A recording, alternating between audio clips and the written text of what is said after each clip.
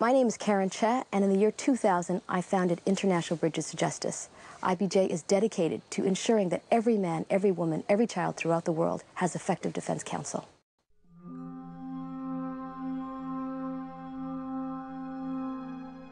Most countries, almost virtually every country in the world, has passed new laws saying you have a right to a lawyer, you have a right not to be tortured. But unfortunately, in even many of these countries, people are arbitrarily detained and tortured on a daily basis.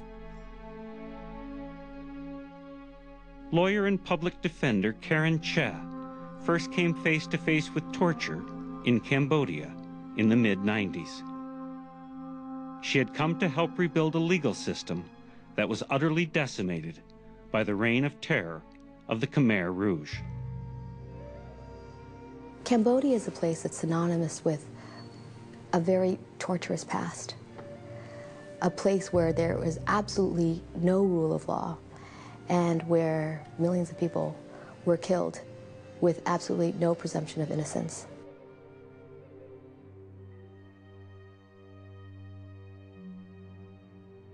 Over a decade ago, 1994, when I first arrived in Cambodia, there were less than 10 attorneys in the country.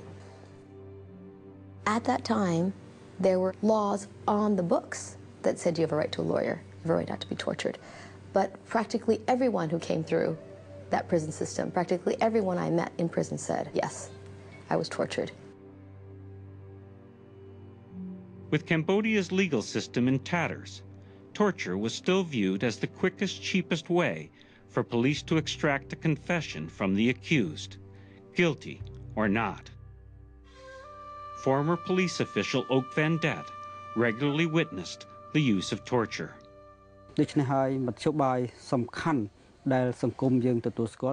Our superiors demanded a confession from every suspect who was brought in. The only way we knew how to get it was to use force and torture the suspect until they confessed.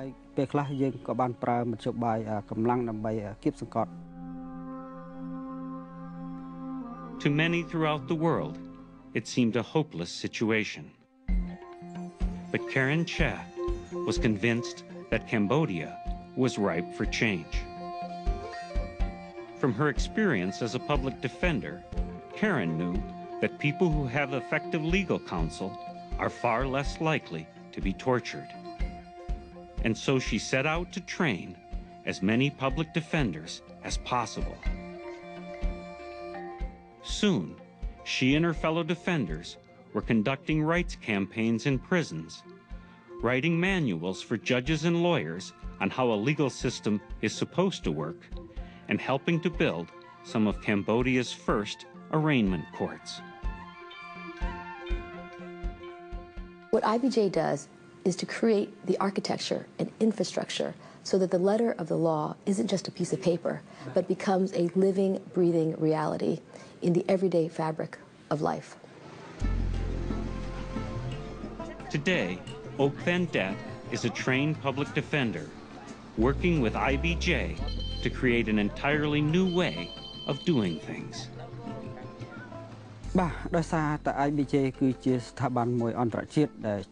IBJ plays a vital role in Cambodian society.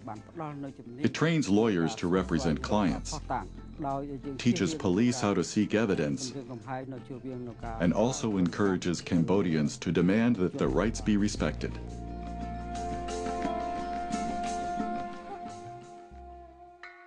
Inspired by what it has been able to accomplish in Cambodia, IBJ is now training and supporting public defenders around the world. In China, a country striving to improve its legal system, IBJ has established permanent resource centers and trained thousands of defenders who are working to bring justice and human rights to China's 1.3 billion citizens. In China, we did one advisement of rights campaign, and we had 3,000 members of the Youth Communist League, Chinese Youth Communist League. We put up a poster that it went from 1,000 copies to 10,000 copies to 360,000 copies to over 500,000, and we have had campaigns for the last few years in every single province in China.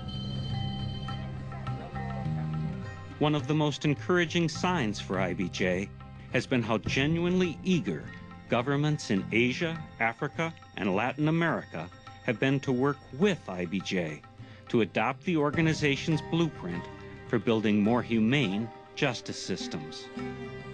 Equally encouraging is the growing number of public defenders and law firms joining IBJ's ranks. And we see that really for the worldwide community right now. It's going to be everyone who stands up to do this. It's going to be government officials who have been very welcoming.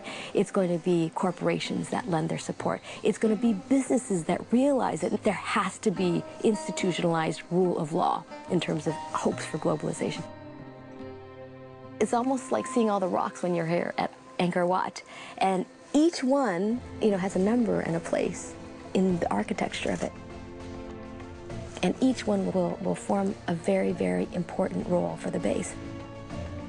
Human rights in this day and age isn't about the extraordinary. It's not about the impossible.